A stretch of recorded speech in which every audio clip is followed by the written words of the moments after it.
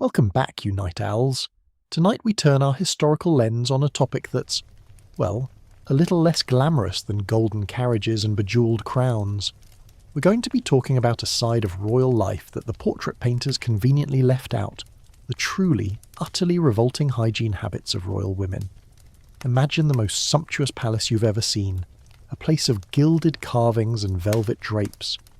Now layer over that image the sticky, humid smell of unwashed bodies, the pungent tang of stale sweat, and the cloying sweetness of perfume desperately trying to cover it all.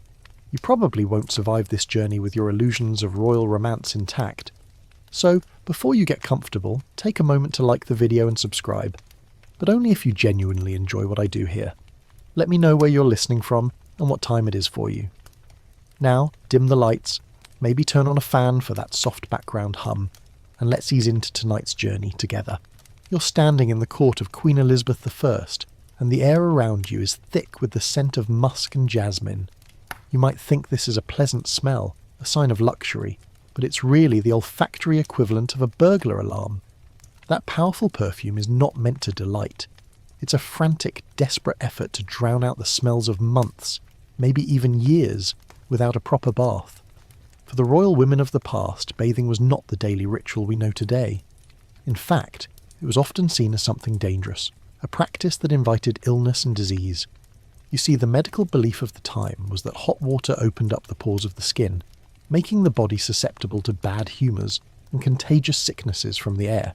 A mainstream historical fact you might not know is that Queen Isabella I of Castile, the very queen who sponsored Christopher Columbus, famously boasted that she had only bathed twice in her entire life, once when she was born and once on her wedding day. Think about that for a second. Her entire existence from cradle to grave was an exercise in managing a personal funk of truly epic proportions. It's a testament to the power of human adaptation, I suppose, that those around her didn't simply pass out from the fumes. The lack of bathing meant that a royal woman's personal fragrance was a complex and deeply rooted thing. Her skin would be caked with a mix of sweat, dirt, and whatever greasy poultices were meant to cure her latest ailment. This was the base layer. On top of this, you'd have the heavy, cloying perfumes, often made with civet or ambergris.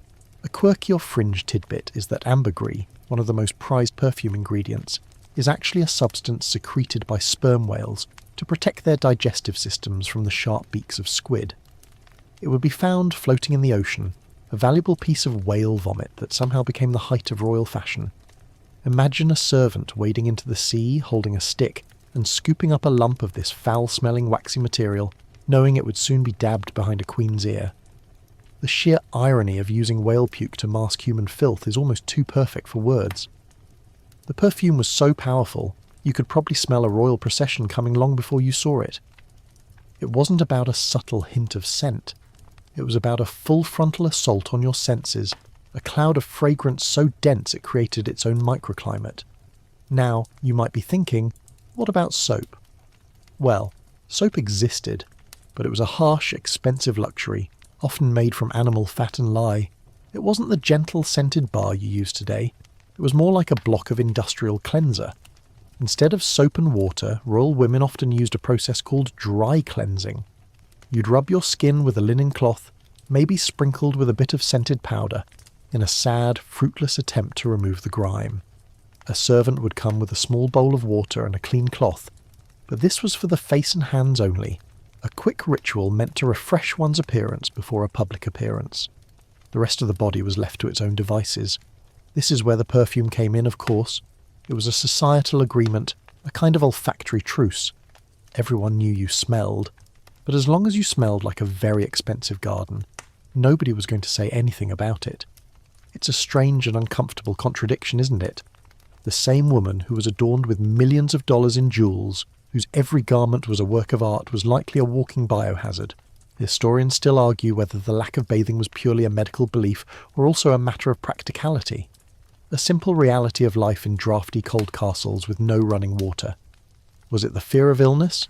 Or was it just too much of a logistical pain to haul buckets of water up stone staircases and heat them over a fire? Probably a bit of both. You can picture the scene, can't you? A servant lugging a heavy wooden tub, struggling to fill it with scalding water, only for the Queen to use it for a brief dip. a mere rinsing rather than a true scrubbing. No lather, no suds, just a moment of relief from the perpetual clamminess. The overall effect was a kind of layered, multi-dimensional funk. It wasn't just the smell of sweat, but the smell of old perfume mixing with it, the smell of stale hair and unwashed garments, the smell of animal dander from the royal pets, and the smell of the very air in the palace itself. This was the scent of power, the smell of wealth, and it was absolutely disgusting. And you, the lowly courtier, would have been expected to stand in the Queen's presence, to lean in close to her, to kiss her hand, all while doing your very best to not let your face betray the fact that you were struggling to breathe through your nose. What an absolute nightmare. So as you go to bed tonight, you can take some comfort in the fact that your own clean sheets and fresh-smelling pyjamas are a luxury that even the most powerful women in history couldn't have imagined. You are, in a very real sense, living a far cleaner and more fragrant life than any queen. And we're just getting started. Wait until you hear about their hair. You've just taken a deep, maybe slightly nauseated breath after our last section, and you're probably thinking, okay, so the bodies were a little fragrant, but what about the hair? Ah, you've hit upon a truly glorious and revolting topic. If you thought the lack of bathing was bad, imagine a head of hair that has not been properly washed in months or even years. For royal women, their hair was their crowning glory, a symbol of their status and beauty, but it was also a bustling metropolis for a whole host of tiny, unwanted residents. You're a lady-in-waiting to Marie Antoinette, and you've been tasked with helping her prepare for a morning reception. Her hair is an architectural marvel, piled impossibly high, with powdered wigs and feathers. But as you get closer, you notice a subtle movement. A few tiny black dots scuttling across her scalp. You swallow hard, forcing a smile. Lice. A mainstream historical fact is that the elaborate hairstyles of the 17th and 18th centuries, particularly the towering coiffures known as poof styles, were a perfect breeding ground for lice and other parasites. These styles were so complex and time-consuming to create that they were often left in place for weeks on end. You couldn't just take them down and give your hair a good scrub. The entire structure would collapse, and the hours of work would be for naught.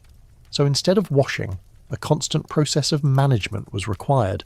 Royal women and their attendants would use long, thin sticks, often made of ivory or silver, to scratch their heads and, with a bit of luck, dislodge some of the vermin. These were not just crude tools, they were often beautifully crafted and decorated, a testament to the fact that this was a normal, accepted part of daily life. Imagine having a personal back scratcher for your scalp, a fancy little instrument designed specifically for this purpose. A quirky or fringe tidbit is that some of these scratchers were so ornate they were worn as jewellery, dangling from a lady's belt or necklace. You'd see a queen in a room full of people, casually reaching for her golden scratching stick to relieve an itch, and no one would bat an eyelid. It was just what you did. The solution to the vermin problem was often as gross as the problem itself. They didn't have shampoos or conditioners, so they relied on other methods. They would use fine-toothed combs to try and pull out nits and lice, a painstaking and often fruitless effort. For a better grip, they'd often coat their hair in animal fat or lard. This would not only make the hair heavy and greasy, but also create a much stickier, much foul-smelling habitat. The powder they used on their wigs and hair was often not just for aesthetics. It was a mix of flour and starch designed to absorb some of the grease and hopefully suffocate some of the parasites. But it had the unfortunate side effect of attracting rodents. Historians still argue whether the widespread use of hair powder was a deliberate two-pronged attack on both grease and vermin, or if the vermin were an unintended consequence of the fashion for powdered hair. Now, think about the smell. You've got weeks of unwashed hair, saturated with sweat, caked in grease, covered in flour and starch, and probably playing host to an entire ecosystem of bugs. Then, on top of all that, you would have a heavy perfume applied, often a mix of strong florals and musk in a desperate attempt to make it all smell better. The result was a cloying, heavy scent that would cling to you like a second skin. It was the smell of a stagnant pond mixed with a perfume factory. It's no wonder people of the time were so obsessed with smelling good. They were constantly trying to escape the reality of how they, and everyone around them, actually smelled. Remember that pervasive palace stench we talked about? This is a huge part of it. For the royal women who chose not to wear wigs, the situation was often no better. their natural hair would be braided or styled, but washing it was still a rare event. They would use herbal rinses, but these were more for scent than for cleaning. A mix of rose petals and lavender, for instance, would be boiled in water, and the liquid would be poured over the head. It might have made the hair smell a little better for a few hours, but it did nothing to remove the accumulated grime and oils. The real cleaning was a dry process, a brutal brushing and combing that pulled out as much loose dirt as possible, but it was far from a deep clean. Imagine the sheer weight of it all, the heavy, matted, sticky hair, the weight of the elaborate styles, the constant itchiness. It's a miracle they were able to hold their heads up at all. This kind of hair care, or lack thereof, wasn't just a personal failing. It was a deeply ingrained cultural practice. It was seen as a sign of wealth and status to have an elaborate, unwashable hairstyle. The more complex your coiffure, the more layers of powder and adornment, the more you were showing off that you had servants and time to maintain it. It's a horrifyingly twisted kind of logic, but it's a good example of how our modern notions of cleanliness are not universal. What we see as a disgusting biohazard, they saw as a sign of sophistication. So, when you see a portrait of a regal queen with a perfectly styled hairdo, don't think of the soft, clean hair you know today. Think of a greasy, heavy mess, a little ecosystem of its own, powdered and perfumed to the point of absurdity. Think of the constant, quiet battle with 1,000 tiny scuttling residents, and be thankful for shampoo. You really, truly are. After the pervasive stench of unwashed bodies and the teeming life of unkempt hair, you're probably asking yourself, what else could possibly get worse? Well, my sleepy listener, we're about to put on a face, literally. You see, the royal women didn't just smell bad, they also painted themselves with a variety of truly grotesque and often deadly substances, all in the name of beauty. Their quest for the perfect complexion was a dangerous, toxic journey. You're a trusted confidant of Elizabeth I, watching her apply her morning mask. You've seen this ritual countless times, and each time it makes your stomach churn a little more. She's not using a modern foundation, she's using Venetian ceruse, a white lead paint. A mainstream historical fact is that this highly toxic substance was a popular cosmetic among the elite for centuries, particularly during the Elizabethan era. It was used to achieve a pale, ghostly white complexion, which was a sign of nobility and wealth. If you were tan, it meant you worked outdoors like a common peasant. The goal was to look as if you never saw the sun, a delicate porcelain doll. But this porcelain was also incredibly poisonous. Applying the ceruse was a complex affair. A servant would first wipe down the queen's face with a cloth, maybe with a little rose water, but not a proper washing, of course. Then, the thick white paste would be slathered on. The lead would slowly seep into her skin, causing hair loss, skin corrosion, and eventually brain damage and nerve paralysis. It was a slow, agonizing poison, and many of the women who used it suffered from terrible headaches, muscle pains, and a variety of other ailments that were likely a result of lead poisoning. You've probably seen portraits of Elizabeth Yvonne where her face is unnaturally, almost eerily white. Now you know why. It wasn't just artistic license, it was an accurate depiction of a woman who was slowly poisoning herself in the name of vanity. And it wasn't just ceruse. Other cosmetics were equally foul. To achieve a rosy blush, royal women would use a substance called vermilion, which was a pigment made from mercury sulfide. Yes, mercury, a heavy metal that, when absorbed through the skin, causes tremors, kidney failure, and madness. A quirky or fringe tidbit is that some beauty routines involved bizarre, natural ingredients that were just as unappetizing. Queen Elizabeth I, for example, was said to have used a mixture of egg whites and alum to tighten her skin. While not as toxic as lead or mercury, it still sounds like a rather sticky, smelly affair. And remember that crocodile dung sunscreen from our little chat? Well, the women of ancient Egypt would also use crocodile dung in their makeup as a thickener and a kind of eyeshadow base. Imagine a servant stirring a pot of cosmetic ingredients, and one of them is literally reptile excrement. To make their lips red and luscious, they would use a variety of dyes, some of which were derived from plants, but others were from crushed insects. The most famous was carmine, which is still used today in some products, derived from cochineal beetles. But the historical version would be much cruder, often with the bits and pieces of the beetle still visible. You're watching a noblewoman apply a paste to her lips, and you can see the faint shimmer of beetle wings. It's a testament to the lengths they were willing to go for a certain look. Historians still argue whether the royal women were truly ignorant of the dangers of these cosmetics, or if they simply accepted the risks as a part of a dangerous world. Were they so desperate for beauty that they would literally sacrifice their health? Or did they genuinely believe the physicians of the time who claimed these substances were harmless? Perhaps it was a combination of both. The belief in a direct causal link between lead paint and their failing health was probably not as clear to them as it is to us. After all, they lived in a time when a simple cut could lead to a deadly infection. They were surrounded by disease and death, so a slow-acting poison might have just seemed like another part of life. The cosmetics were not just applied to the face. The same lead and mercury paints were used on the chest and neck to ensure a uniform paleness. This meant that the toxic ingredients were being absorbed over a much larger surface area. You can picture it, can't you? A royal woman, her face a ghostly white mask, her chest and shoulders similarly painted sitting in a drafty castle, her body slowly, silently deteriorating, and the smell of it all. The pungent metallic odour of lead and mercury mixing with the cloying perfume and the scent of unwashed skin. It was a sensory experience that was both visually beautiful and physically repulsive. So when you see a tube of foundation, or a bottle of concealer in your bathroom today, remember the history behind it. Remember the women who went to truly insane, life-threatening lengths to achieve a look that, to our modern eyes, is more like something out of a horror movie than a fashion magazine. You're an actor on a grand historical stage, and the makeup you're using is rotting your teeth, eating away at your skin, and slowly destroying your brain. But you have to look beautiful, right? You have to be the envy of the court. And so, you keep painting, a little bit more of the lead paste each day, a little more of the mercury blush, slowly fading into a kind of beautiful walking corpse. And we're not even talking about their teeth yet. You've managed to survive the rancid smell of unwashed bodies, the teeming life in unkempt hair, and the toxic paints on royal skin.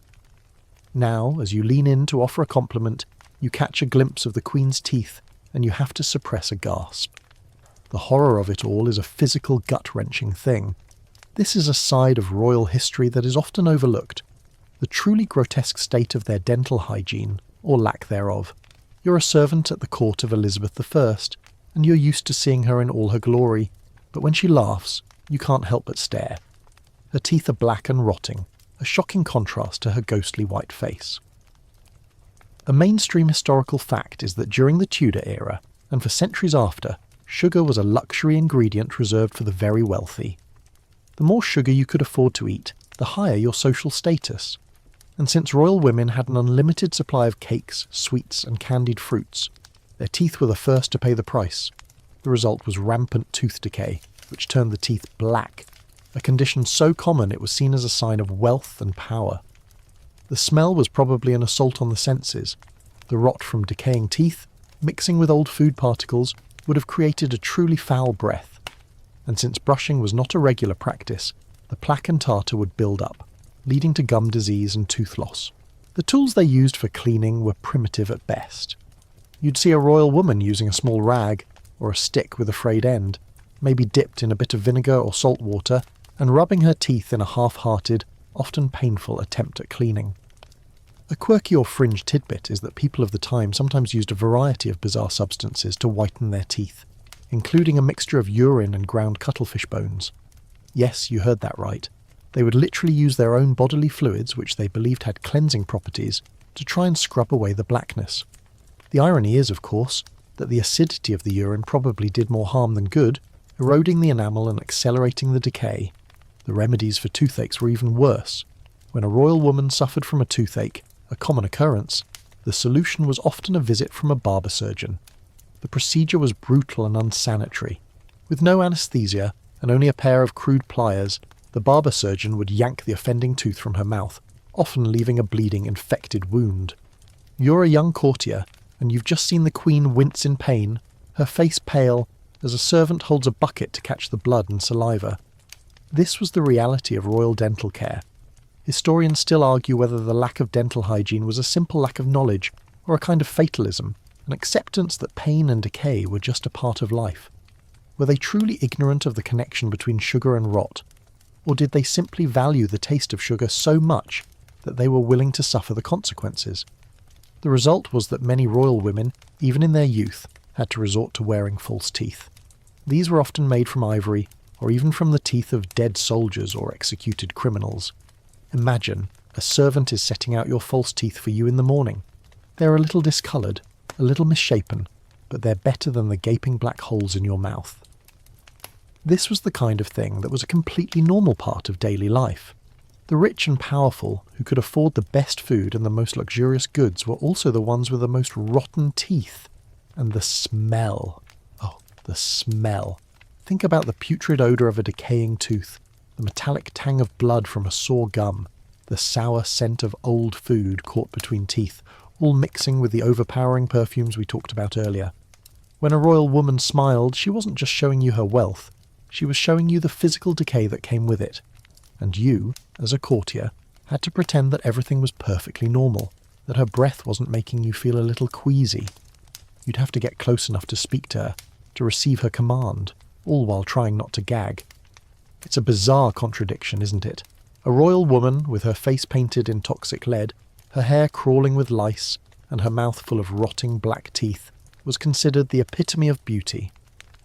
The very things we find repulsive and unhygienic were, at the time, signs of her elevated status.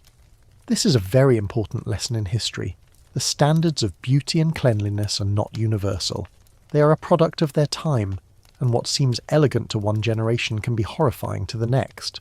So, as you go to sleep tonight and you brush your teeth, think about the great queens of history, and be glad that you don't have to use urine to do it. You've navigated the treacherous territory of foul odours and decaying teeth, and now you're about to witness one of the most intimate and equally disgusting aspects of a royal woman's life, her undergarments. You see, the clothing of the royal court was a complex multi-layered affair, and beneath the silks and brocades lay a world of filth, sweat, and trapped odours.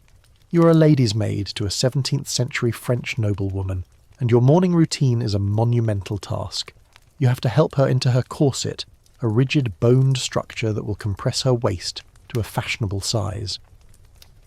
A mainstream historical fact is that corsets, along with other layers like shifts and petticoats, were worn for long periods, sometimes weeks, without being washed. These were not the breathable synthetic fabrics we have today. They were made of heavy linen, cotton, or even silk. They absorbed sweat, oils, and other bodily fluids, trapping them against the skin and creating a truly ripe microclimate beneath the elaborate gowns. The primary undergarment was the chemise or shift, a simple linen slip worn directly against the skin. Its purpose was not just to cover the body, but to protect the outer garments from the body's natural filth. It was, in essence, the historical equivalent of a disposable paper towel. It absorbed the sweat and dirt, and while it was changed more frequently than the corset or outer gown, it was still a far cry from a daily fresh change. You might be lucky to get a fresh chemise every few days, but in some cases it was a weekly affair. The corset itself was a nightmare of hygiene. The stiff boning, often made of whalebone or steel, would chafe against the skin. The fabric, once it had absorbed enough sweat, would become a permanent musty part of the garment. Since corsets were so difficult and expensive to make, they were almost never washed. A quirky or fringe tidbit is that royal women and noblewomen would often use sweet-smelling powders or sachets filled with dried herbs and flowers, tucked into the laces of their corsets to try and mask the stench. Imagine the smell, a musky, sour odour of old sweat and dirt, with a faint cloying overlay of lavender or rose. It's the scent of a long-lost laundry basket with a touch of potpourri. Historians still argue whether the lack of cleanliness was due to a simple lack of understanding of germs, or a belief that the act of laundering was too harsh for the delicate, expensive fabrics. Was it a matter of practicality, or a profound ignorance of hygiene? The truth is, both probably played a part. The intricate embroidery and delicate lace on these garments would have been ruined by a good scrubbing with harsh, lye-based soap. So, they were left alone, to accumulate layers of filth, which would then be covered by more layers of beautiful but equally unwashed clothing. You're helping your noblewoman get undressed for bed, and as you unlace the corset, a wave of heat and a powerful odour hits you. You have to turn your head and take a discreet breath through your mouth. The corset has left red marks and even blisters on her skin, and the linen chemise beneath is a greasy, soiled mess. This was a daily, intimate reality for the people who served the royal women. The illusion of grace and beauty was constantly at odds with the physical reality of their lives, and it wasn't just the corset. The petticoats, which were worn over the chemise and under the gown, were also rarely washed. They would accumulate dirt from the floors of the draughty castles and sweat from the body, and they would add another layer to the foul-smelling ensemble. These were not just clothes, they were an entire ecosystem of accumulated filth, and you, the lady's maid, were at the centre of it all, a silent witness to the dirt beneath the glamour. The paradox of it all is stunning.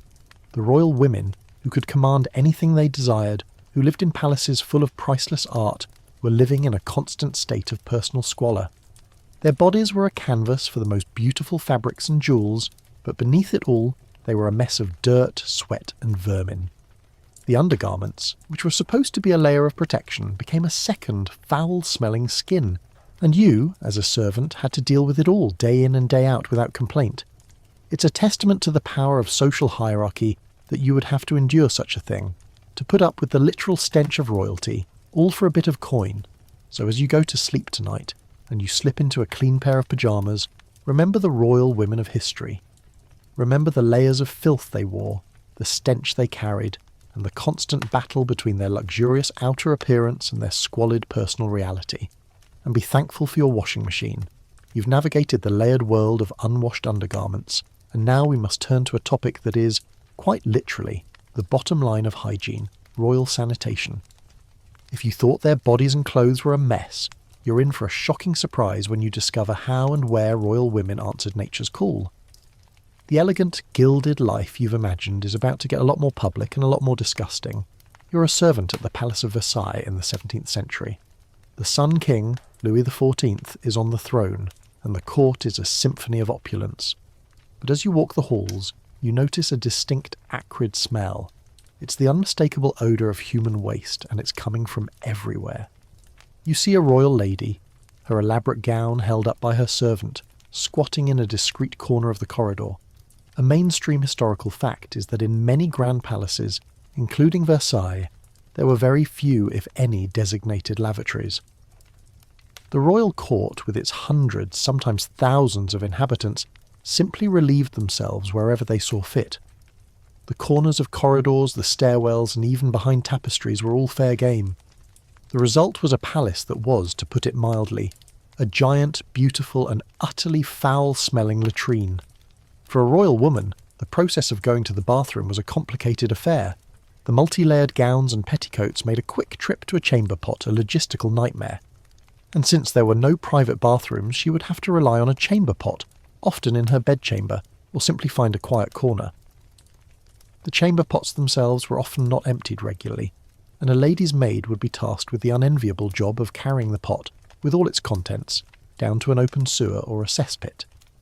A quirky or fringe tidbit is that royal ladies would sometimes use a portable commode chair, essentially a chair with a hole in the seat, which allowed them to relieve themselves without having to get out of their elaborate gowns. These chairs were often upholstered in velvet and looked like a regular piece of furniture, a bizarre and slightly comical attempt to make a repulsive act a little more dignified. But even with a commode chair, the result was the same, a pot full of waste that had to be disposed of. And it wasn't just the urine and faeces, it was the lack of toilet paper. The wealthy would use a variety of materials, from rags to cotton cloths to sponges on a stick. But for a royal woman, it was often a simple cloth, or even just a hand, which would then be wiped on a nearby towel or piece of cloth. You can imagine the state of the towels and the cloth, can't you? It's a truly horrifying thought. And there was no running water, so no hand washing. So, after a royal woman had finished her business, she would simply pull her undergarments back up and go about her day, her hands and clothes a potential breeding ground for disease. Historians still argue whether the lack of latrines was a simple matter of architectural design, or a profound societal indifference to personal hygiene. Were the architects of these grand palaces so focused on aesthetics that they simply forgot to include basic sanitation? Or was the idea of a private bathroom a concept that was so foreign to them that they didn't even consider it? The truth is that for centuries people simply didn't see the connection between human waste and disease. They believed that bad smells or miasma caused sickness, and so their only solution was to mask the odours with perfumes and flowers, not to remove the source of the smell itself. And it wasn't just in the palaces. When royal women travelled, the situation was often worse. They would have to use public latrines, which were often just a series of holes over a ditch, or they would simply go on the side of the road. The constant exposure to filth, to the waste of both humans and animals, was a daily reality. The fact that they survived at all is a miracle. The court of Louis XIV at Versailles, for all its splendour, was a cesspool. The gardens, the fountains, the gilded halls, they were all a beautiful facade, a thin veneer of elegance covering a profoundly unsanitary reality. You, the servant, would have to walk the halls with your head down, careful not to step in something unsavoury, all while breathing in the suffocating mix of perfume, flowers and human waste. It was a sensory experience that was both overwhelming and disgusting. And you, the young page, would be expected to deliver a message to a royal lady, only to find her in a compromising position, with her skirts hiked up and her commode chair nearby. So, as you go to sleep tonight, and you use your clean private bathroom, remember the royal women of history. Remember that for them, a trip to the toilet was a public, unsanitary and often humiliating affair. And be thankful for plumbing. You really truly are a modern marvel.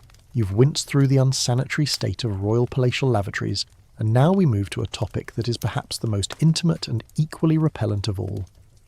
How royal women manage their menstrual cycles.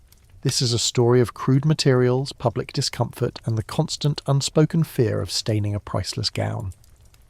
The elegant, poised queen in the portrait you've just seen is also a woman in a very uncomfortable, very unsanitary situation. You're a handmaiden to a young princess in the 15th century. It's a day of courtly dances and public appearances, and you can see the princess wincing slightly as she curtsies. You know why. It's her time of the month, and she's dealing with it the only way she knows how, with a folded rag. A mainstream historical fact is that for centuries, women, including royalty, had no access to the disposable sanitary products we take for granted.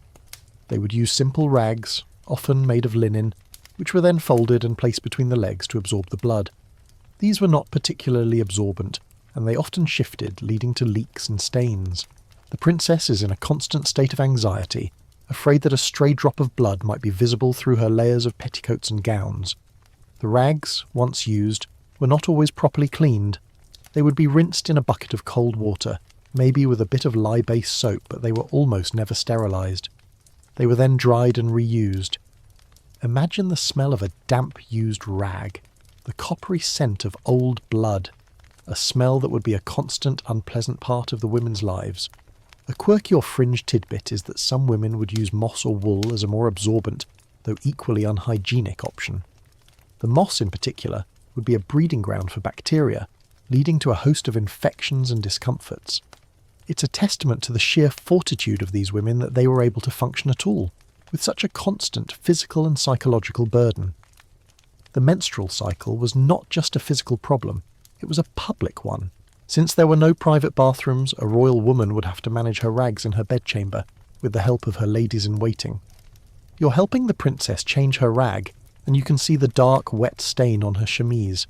You discreetly give her a fresh one, and she quickly folds it and places it, all while looking over her shoulder to make sure no one else has seen. This was a daily, humiliating reality. The lack of privacy, combined with the discomfort and fear of staining, made the menstrual cycle a time of profound anxiety for these women. Historians still argue whether the societal silence around menstruation was a form of shame or simply a matter of accepted reality. Was the menstrual cycle considered so disgusting that it was never spoken of, or was it such a normal and unavoidable part of a woman's life that it didn't even warrant discussion? The truth is, it was probably both. It was a subject that was whispered about but never openly discussed. It was a secret that every woman shared, a burden that they all carried, but one that they could never admit to. The stains were a constant problem. A royal woman with her multi-thousand-dollar gown would have a stain on it, and it would be a social disaster. The gown could not be easily cleaned. It would have to be either thrown out or sent to a specialised laundry, a process that was expensive and time-consuming. So, the women had to be incredibly careful, but accidents happened. You can see the dark, round stain on the princess's petticoat, a telltale sign that she had a leak. You quickly try to cover it with a discreetly placed hand, but you know that everyone has seen it. This was a public humiliation. And the smells. Oh, the smells. The coppery odour of old blood, mixing with the powerful perfumes and the general miasma of the palace, would have been a truly unpleasant sensory experience. It was a smell that was always there, a constant reminder of the physical reality of their lives. It was a smell that was often a source of great embarrassment and shame. So, as you go to sleep tonight and you think about the tampons and sanitary pads in your bathroom cabinet, remember the royal women of history. Remember the crude, uncomfortable and unsanitary methods they had to use, and be grateful for the small miracles of modern hygiene. You've explored the quiet shame of menstruation, and now we arrive at a moment that was both the pinnacle of a royal woman's duty and one of the most dangerous and unsanitary events of her life: childbirth. For a queen, giving birth was not just a biological process. It was a public spectacle, a matter of state, and a journey into a world where germs were invisible enemies and infection was an almost certain and often deadly outcome. You're a midwife in the court of a 16th century English queen. The chamber is heavy with the smell of sweat and fear. The queen is in labour, and a crowd of courtiers and witnesses is gathered to ensure the legitimacy of the royal heir. A mainstream historical fact is that in royal birthing chambers, it was common practice for dozens of people, from doctors and midwives to high-ranking nobles, to be present. The more witnesses, the more certain the succession. But this crowd of unwashed, perfumed and possibly ailing people created a hotbed of potential infection for both the mother and the baby. The birthing chamber, rather than a sterile environment, was a bustling, germ-ridden room. The tools of the trade were rudimentary at best. The midwife's hands, which would have been used to assist countless other births, were not washed. Her instruments, if she had any, were not sterilised. The beds, the bed linens, the cloths used to wipe the sweat from the queen's brow, all of them were a potential source of deadly bacteria. The queen herself would have been unwashed for weeks or months, and the entire scene was a biological disaster waiting to happen. A quirky or fringe tidbit is that royal birthing beds were often draped with heavy embroidered tapestries and curtains, a custom meant to protect the queen from drafts, but which also served to trap in the heat and the germs, creating a kind of festering greenhouse. The room would have been thick with a smell of blood, sweat and bodily fluids, a smell that would have been a constant part of the process. The postpartum period was just as dangerous. The queen would lie in her blood-soaked bed for days or even weeks, a vulnerable target for postpartum infections like puerperal fever, a disease caused by an unwashed hand or an infected instrument.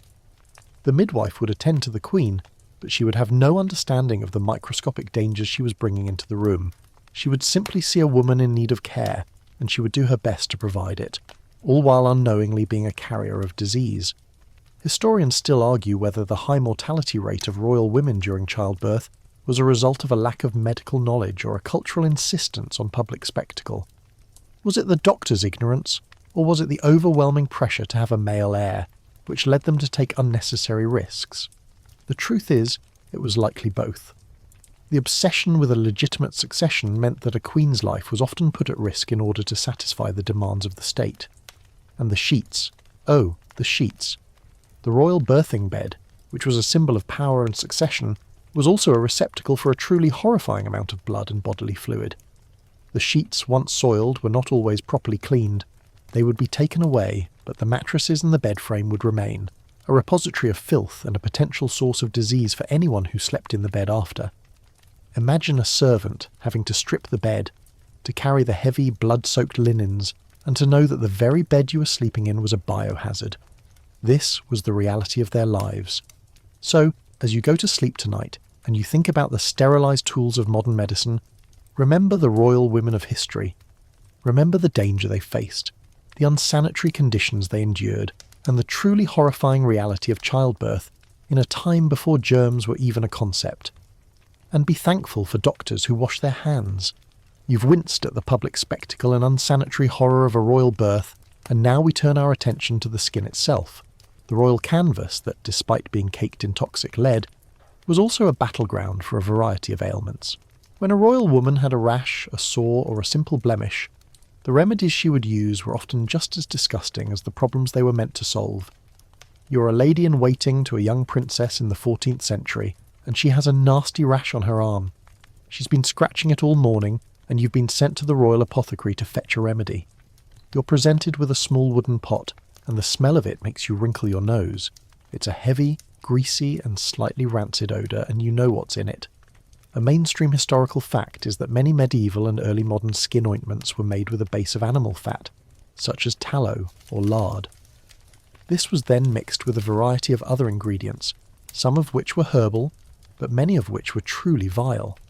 The goal was to create a thick protective layer that would heal the skin, but the process was often a truly stomach-churning affair. A quirky or fringe tidbit is that some of these ointments were made with ingredients that would make you gag. A popular one was a mixture of human fat, crushed worms, and the urine of a young boy. The logic was that the human fat would provide a base. The worms would draw out the disease, and the urine had cleansing and purifying properties. You can imagine the smell, can't you? A thick, greasy paste with the coppery smell of blood and the pungent tang of urine, all mixed with the earthy scent of dead worms.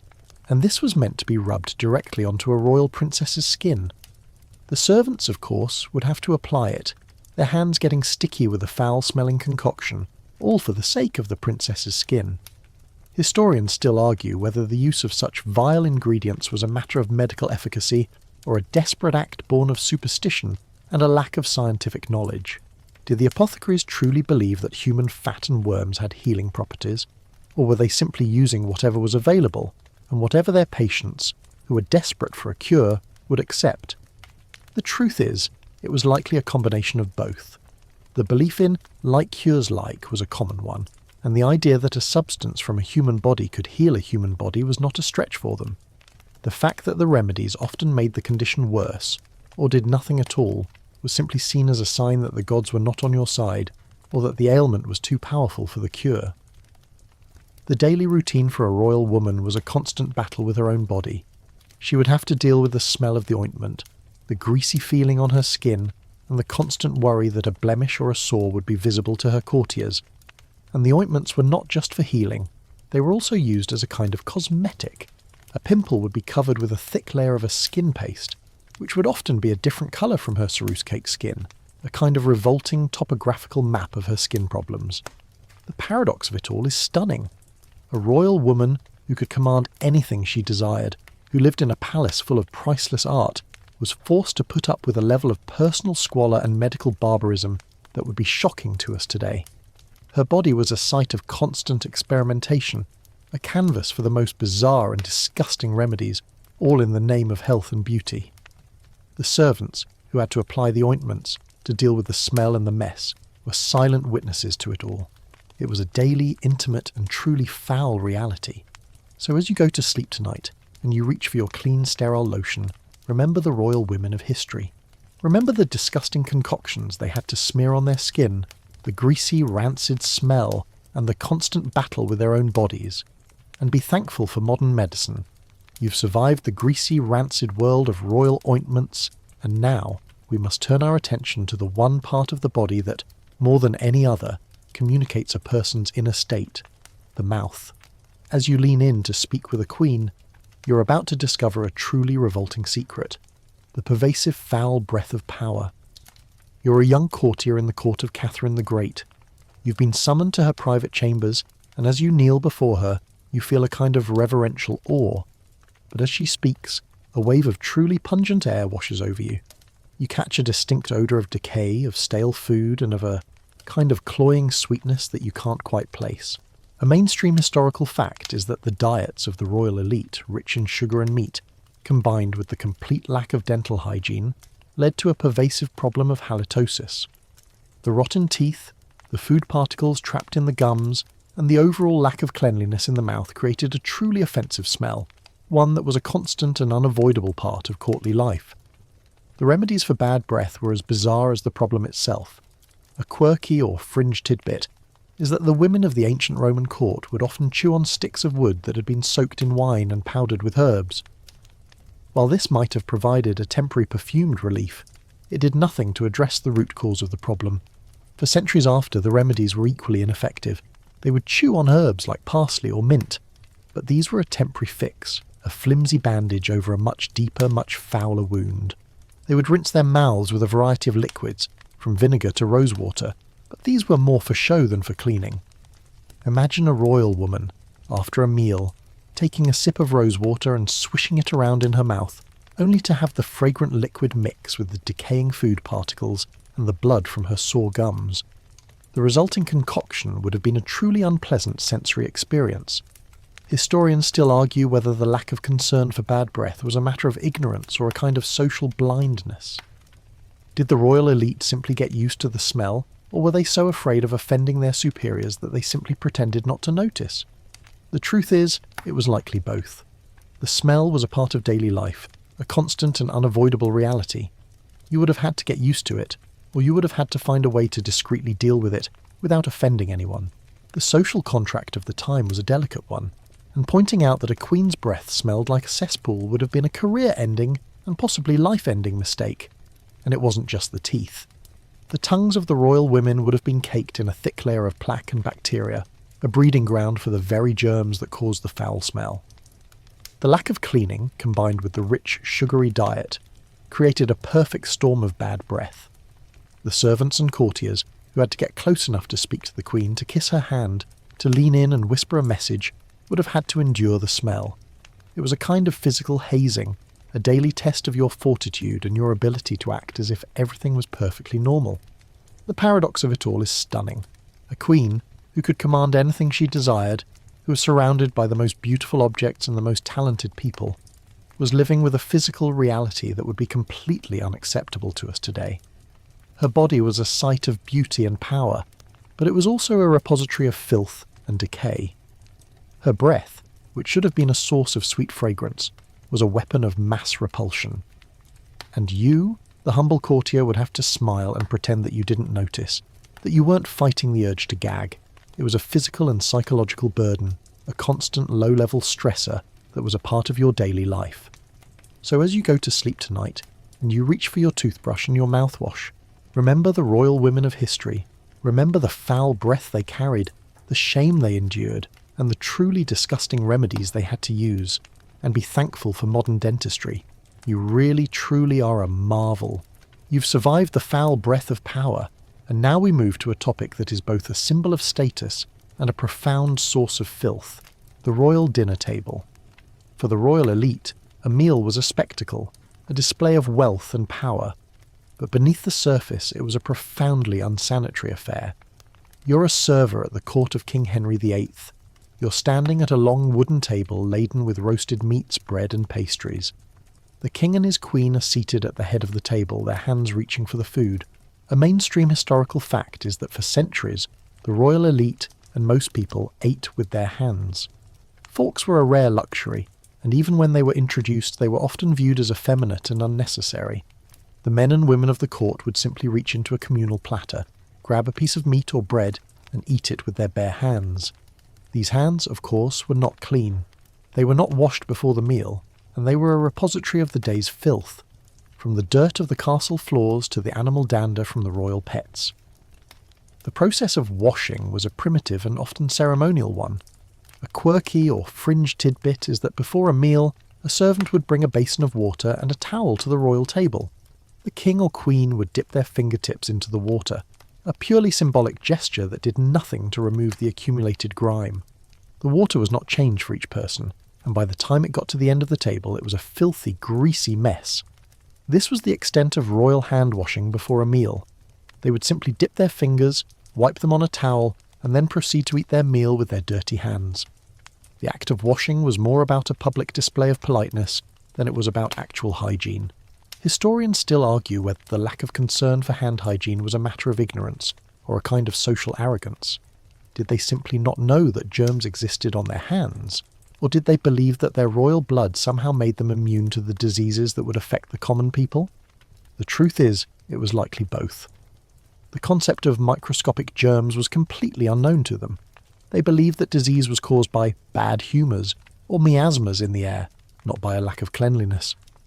The result was that the royal dinner table was a breeding ground for disease. The food was handled by dozens of people, all with dirty hands, and the dishes were often not properly cleaned.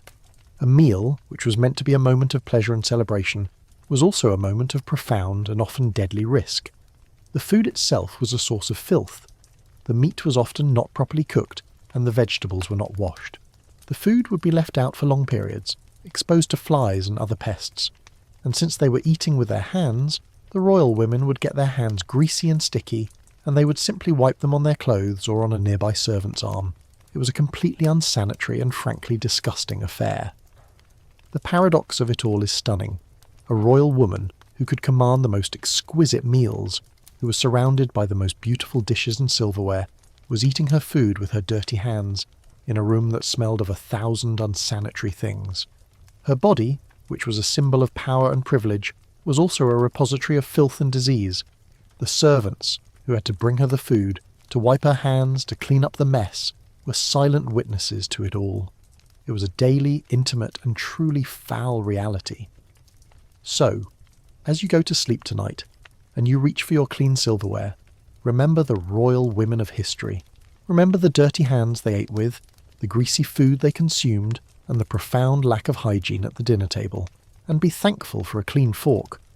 You've winced through the unsanitary state of the royal dining table, and now we must turn our attention to the one place that was meant to be a sanctuary of rest and comfort, the royal bedchamber. You're about to discover that the place where royal women spent a third of their lives was also a haven of dirt, vermin, and unspeakable filth. You're a servant at the court of Mary, Queen of Scots. It's late at night, and you've been tasked with helping her prepare for bed. The bed is a massive four-poster affair draped in heavy velvet curtains. But as you draw back the curtains, a distinct musty odour washes over you. It's the smell of old sweat, of mildew, and of a kind of cloying sweetness that you can't quite place. A mainstream historical fact is that royal bed linens were not changed frequently, sometimes only a few times a year. The mattresses, which were often stuffed with straw or wool, were a haven for bedbugs, lice, and other vermin. The bedchamber, rather than a place of rest, was a festering microcosm of the castle's larger unsanitary problems. The bed itself was a complex and dirty affair. The heavy curtains and tapestries, which were meant to provide warmth and privacy, also served to trap in the odours and the vermin. A quirky or fringe tidbit is that royal women would sometimes have small dogs, like King Charles spaniels, sleep in their beds with them. The logic was that the dogs would attract the fleas and lice, drawing them away from the human body. The dogs were a kind of living, breathing flea trap, and their presence in the bed would have added to the overall smell and unsanitary conditions. Imagine a queen, sleeping in a bed filled with 1,000 tiny scuttling insects, all while a dog, unwashed and covered in fleas, sleeps at her feet. It's a truly disgusting image. Historians still argue whether the lack of cleanliness in the bedchamber was a matter of practicality or a kind of profound indifference. Was it simply too difficult to change the heavy ornate linens on a regular basis? Or did the royal elite simply not see the connection between their filthy beds and their frequent illnesses? The truth is, it was likely both. The bed was a symbol of wealth and status, and the more elaborate the bed, the more powerful the person who slept in it. The idea of a simple, clean bed was a foreign concept to them. They were surrounded by luxury, but they were living in a state of profound personal squalor. And the smells. Oh, the smells. The musty odour of old sweat, the pungent smell of unwashed bodies, the animal dander from the dogs, and the kind of faint cloying sweetness from the perfume. It was a sensory experience that was both overwhelming and disgusting. And you, the servant, would have to stand in the room to help the queen get undressed, to prepare the bed for her, all while breathing in the suffocating miasma. It was a kind of physical hazing, a daily test of your fortitude and your ability to act as if everything was perfectly normal. The paradox of it all is stunning. A queen who could command anything she desired, who lived in a palace full of priceless art, was living in a state of personal squalor that would be completely unacceptable to us today. Her body was a site of beauty and power, but it was also a repository of filth and disease. The place where she was supposed to find rest and solace was a haven of germs and vermin, and you, the humble servant, would have to make her bed, to fluff her pillows, to bring her sleeping clothes, all while knowing that you were in a biohazard. It was a daily, intimate, and truly foul reality. So, as you go to sleep tonight, and you slip into your clean, fresh-smelling sheets, remember the royal women of history, remember the dirty beds they slept in, the vermin they shared their beds with, and the profound lack of hygiene in their most intimate space, and be thankful for a clean bed. You've witnessed the filthy reality of the royal bedchamber, And now we must turn our attention to the most vulnerable members of the royal family, the babies. If you thought the adults were unsanitary, you're about to discover a truly horrifying truth. The care of a royal infant was a profoundly unhygienic affair, where a lack of cleanliness was a matter of life and death. You're a wet nurse at the court of Queen Anne Boleyn. The baby, Princess Elizabeth, is a tiny, delicate thing, and her every need is attended to with great ceremony. But as you prepare to feed her, you notice a distinct, sour odour. It's the smell of a soiled diaper that has not been changed. A mainstream historical fact is that royal infants, like most infants of the time, were not kept in a constant state of cleanliness. The swaddling clothes, which were used to keep the baby's limbs straight and contained, were a veritable swamp of filth. The cloths, which were used as diapers, were often only changed when they were completely saturated, and they were rarely, if ever, properly cleaned. They would simply be rinsed and reused, a constant source of infection and discomfort for the baby. The swaddling itself was a nightmare of hygiene. The tight wrapping of the baby in strips of cloth, which was meant to protect them from harm, also served to trap in the moisture and the germs.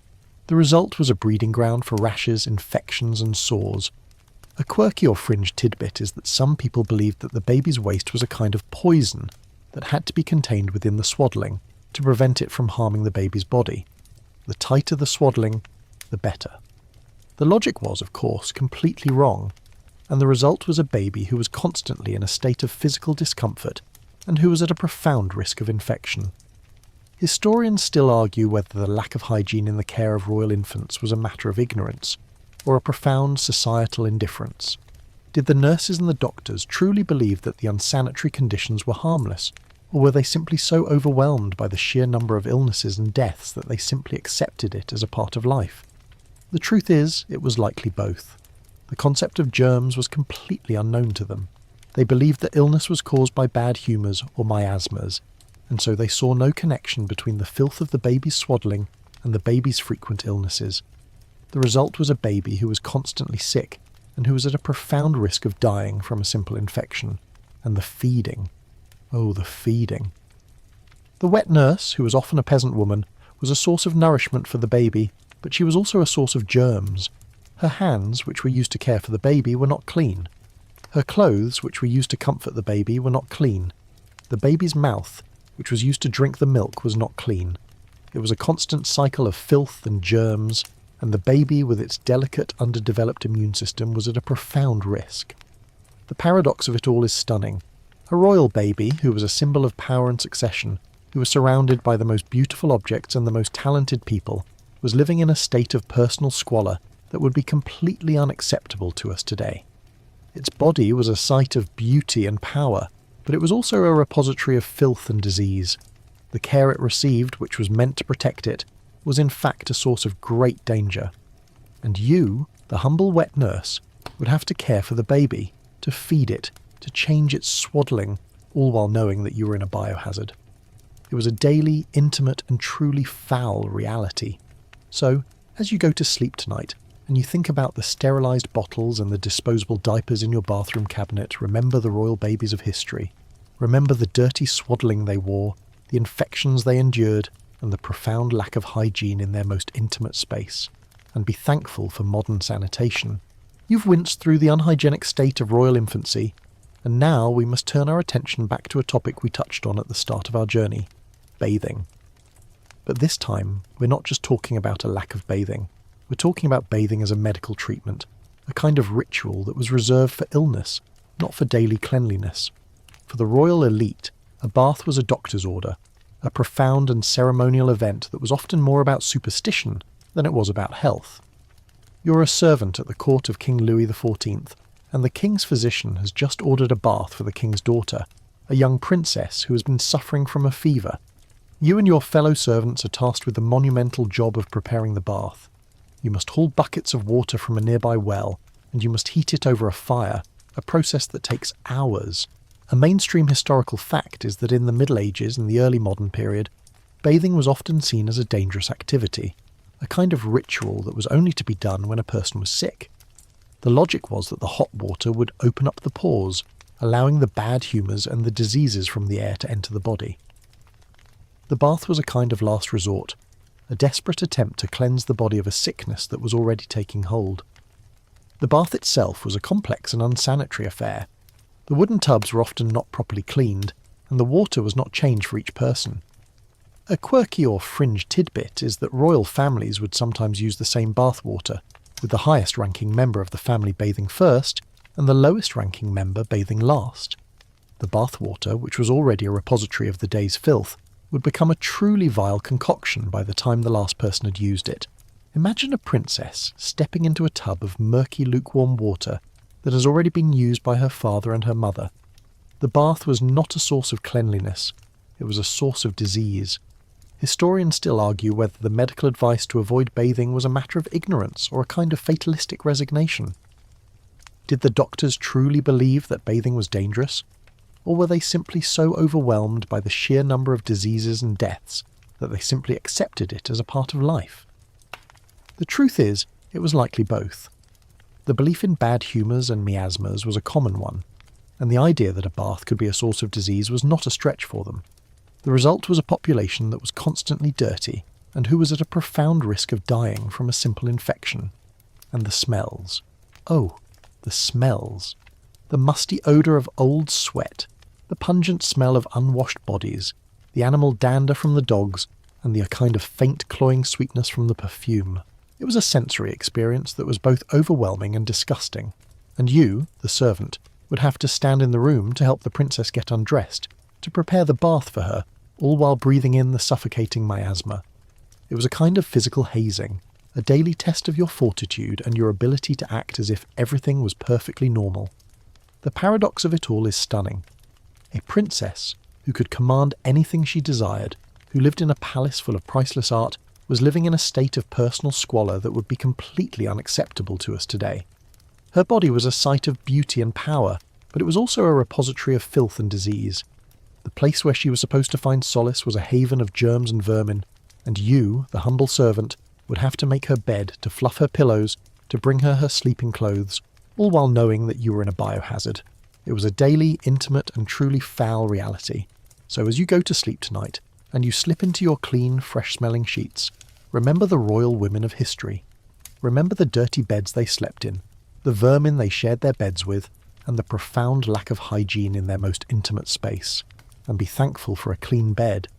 You've winced through the unhygienic state of royal bathing, and now we must turn our attention to the one part of the royal household that was both a source of great comfort and a profound source of filth, the royal pets. For a royal woman, her dogs, monkeys and other exotic creatures were a sign of her status and her wealth, but they were also a constant source of dirt, dander and disease. You're a servant at the court of Queen Elizabeth I.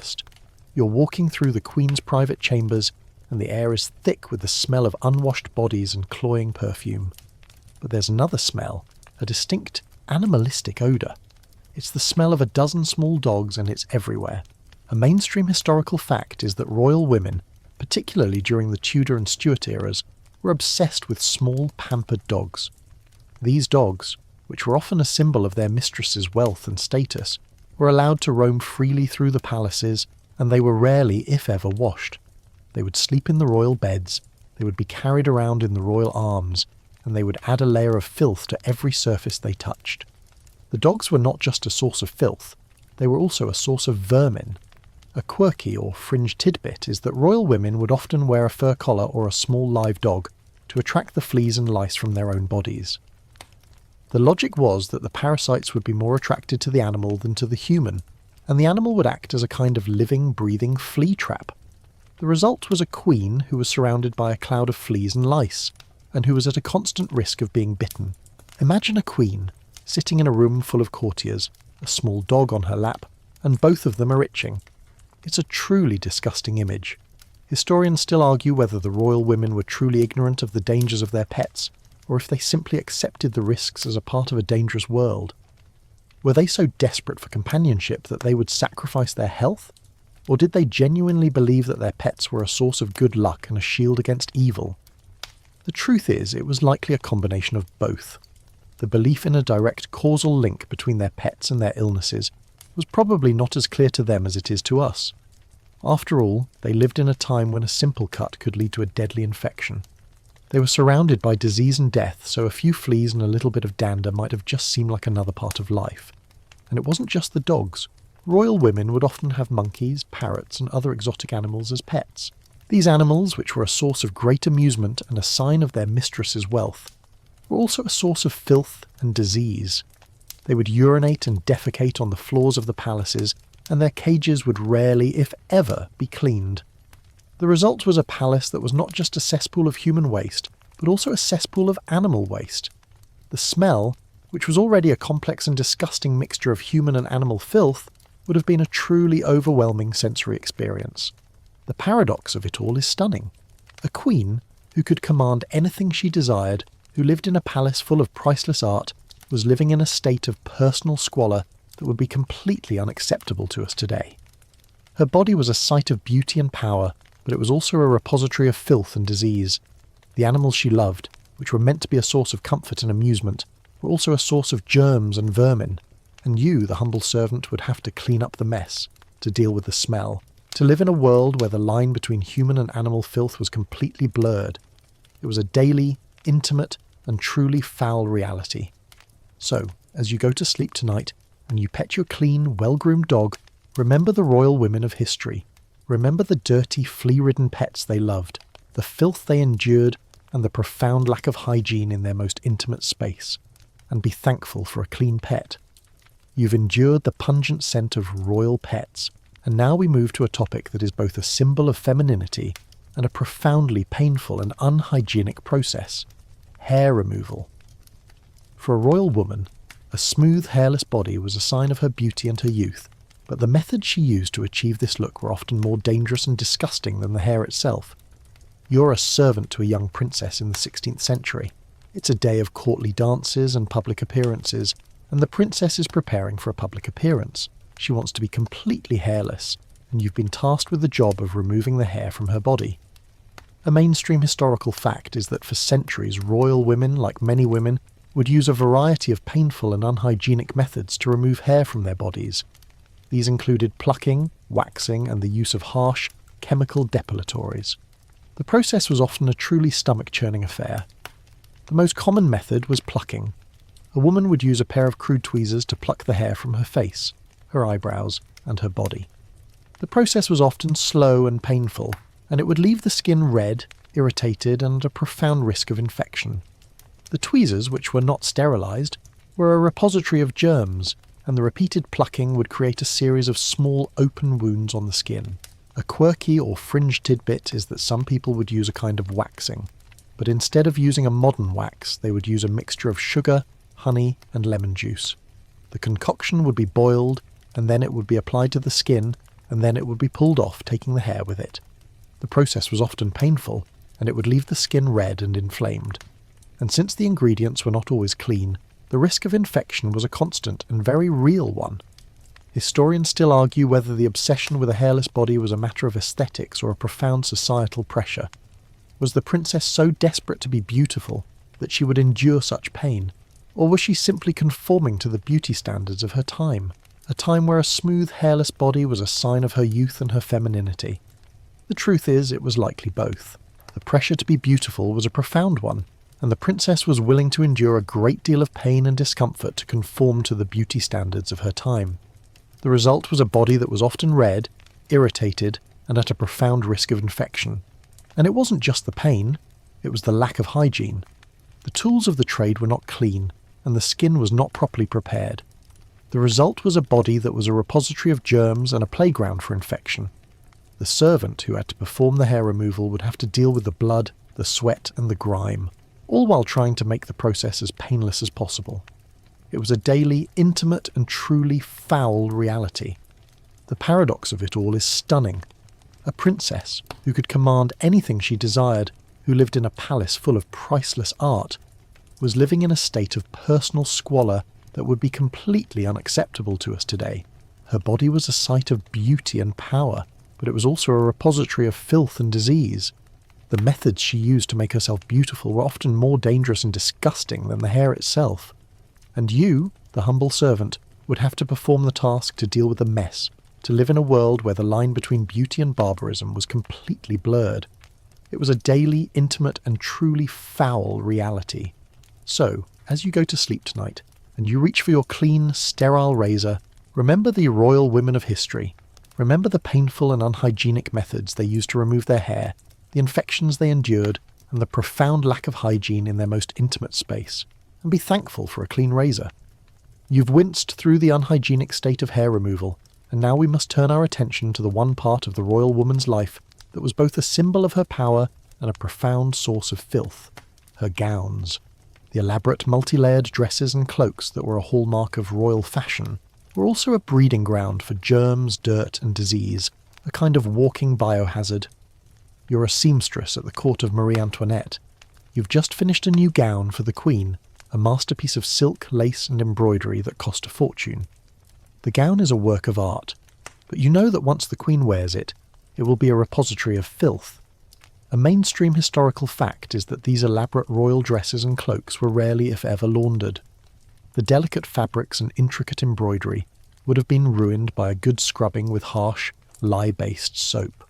So they were left alone, to accumulate layers of filth, which would then be covered by more layers of beautiful but equally unwashed clothing. The gowns were not just a source of filth, they were also a source of disease. The fabric, which was in constant contact with the body, would absorb the sweat, the oils, and the other bodily fluids. The result was a gown that was a repository of germs and bacteria. A quirky or fringe tidbit is that royal women would sometimes have small portable heaters, or flea furnaces, that they would place beneath their skirts to keep warm.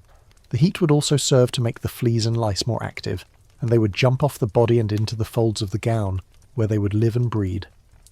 Imagine a queen sitting at a courtly function, a small heating device beneath her skirts, and her gown is crawling with 1,000 tiny scuttling insects. It's a truly disgusting image. Historians still argue whether the lack of concern for laundering was a matter of practicality or a profound societal indifference to personal hygiene. Was it simply too difficult and expensive to clean the delicate ornate gowns? Or did the royal elite simply not see the connection between their filthy clothes and their frequent illnesses? The truth is, it was likely both. The gowns were a symbol of wealth and status, and the more elaborate the gown, the more powerful the person who wore it.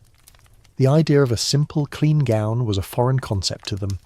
They were surrounded by luxury, but they were living in a state of profound personal squalor. And the smells. Oh, the smells! The musty odour of old sweat, the pungent smell of unwashed bodies, the animal dander from the dogs, and the kind of faint, cloying sweetness from the perfume. It was a sensory experience that was both overwhelming and disgusting, and you, the seamstress, would have to stand in the room to help the Queen get dressed, to adjust her gown, all while breathing in the suffocating miasma. It was a kind of physical hazing, a daily test of your fortitude and your ability to act as if everything was perfectly normal. The paradox of it all is stunning. A queen who could command anything she desired, who lived in a palace full of priceless art, was living in a state of personal squalor that would be completely unacceptable to us today. Her body was a site of beauty and power, but it was also a repository of filth and disease. The gowns she wore, which were meant to be a symbol of her wealth and her power, were also a source of germs and vermin, and you, the humble seamstress, would have to create the most beautiful gowns in the world, only to watch them become a walking biohazard. It was a daily, intimate and truly foul reality. So, as you go to sleep tonight, and you reach for your clean, fresh-smelling pyjamas, remember the royal women of history. Remember the dirty gowns they wore, the vermin they carried, and the profound lack of hygiene in their most intimate space. And be thankful for a clean washing machine. You've winced through the unwashed gowns, the flea-infested beds, and the toxic cosmetics. You've witnessed the unsanitary reality of royal life, a world of filth, vermin, and disease that stands in stark contrast to the glamorous portraits in the gilded palaces. And now, as we reach the end of our journey, we must reflect on the final, foul legacy of these hygiene habits. This is not just a story of disgusting facts. It is a story of how a profound lack of knowledge, a warped sense of social status, and a dangerous indifference to personal hygiene shaped the lives of the most powerful women in history. You're a modern historian, looking at a portrait of Queen Elizabeth I. You see the ghostly white face, the elaborate gown, and the jewelled crown. But you also know the secrets. You know that the ghostly white face is caked in toxic lead paint, a slow-acting poison that would eventually kill her. You know that the elaborate gown is a repository of filth, a walking biohazard that has not been washed in months or even years. You know that the jewelled crown is resting on a head of hair that is crawling with lice and vermin, and you know that the smile on her face is hiding a mouthful of rotting black teeth. A mainstream historical fact is that the average life expectancy for a noblewoman in the Tudor era was only around 40 years, a number that was profoundly affected by the constant exposure to disease and infection that was a result of their unsanitary lives. The truth is, these hygiene habits, though disgusting to us, were the accepted norm. They were not seen as a failing of the royal women, but simply as a part of life. The very things we find repulsive and unhygienic were, at the time, signs of her elevated status. A pale complexion was a sign of wealth, because it meant you didn't have to work outdoors. A mouth full of black teeth was a sign of wealth, because it meant you could afford to eat sugar. A lack of bathing was a sign of wealth, because it meant you could afford to have 100 perfumes to mask your stench. A quirky or fringe tidbit is that in some cultures, a strong body odour was actually seen as a sign of virility and strength. It was a kind of anti-perfume, a natural scent that was a mark of a powerful person. Historians still argue whether the royal women were truly ignorant of the dangers of their habits, or if they simply accepted the risks as a part of a dangerous world. Were they so desperate to be beautiful and powerful that they would sacrifice their health?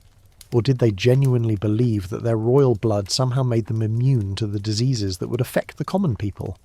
The truth is, it was likely a combination of both. They were surrounded by disease and death, and they saw 100 different ways to die every day. A slow-acting poison, or a bacterial infection from a filthy gown might have just seemed like another part of life. The paradox of it all is stunning.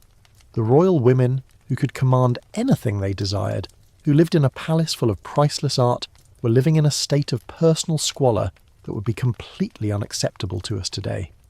Their bodies were a site of beauty and power, but they were also a repository of filth and disease.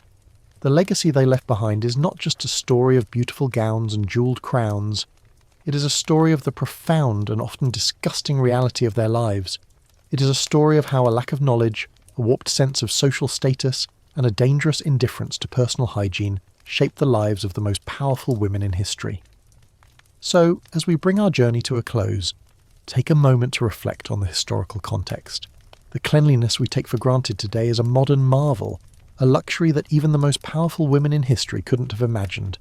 You are, in a very real sense, living a far cleaner and more fragrant life than any queen. You have access to clean water, to soap, to toothbrushes, to sanitary products, to 100 other things that were completely foreign to them. And you are a direct beneficiary of the scientific revolution, a revolution that made the connection between dirt and disease a connection that they never made. The final, foul legacy of these women is not a story of shame, but a story of a time and a place that was profoundly different from our own. It is a story of how a different understanding of the world can lead to a completely different way of life. As the final words of our journey fade into the quiet of the night, I want you to feel a sense of calm. The images of filth and decay are now just historical echoes, whispers from a time-long past. Let them fade now, like a wisp of smoke, and let the sounds of the night settle around you. The world of royal squalor is a distant memory, a story that we've shared, and now it's time to rest. Feel the softness of your pillow, the smoothness of your sheets.